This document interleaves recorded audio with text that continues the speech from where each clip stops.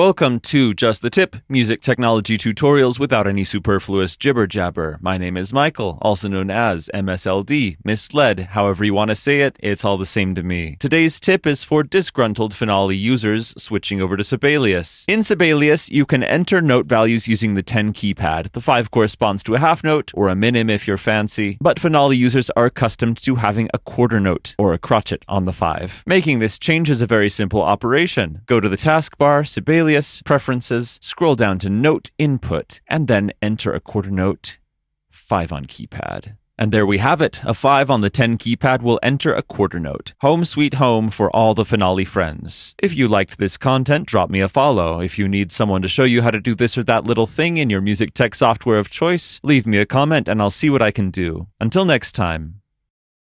If only AVID would fix their crappy authorization system, we'd be set. Yeah, right. Like that's gonna happen.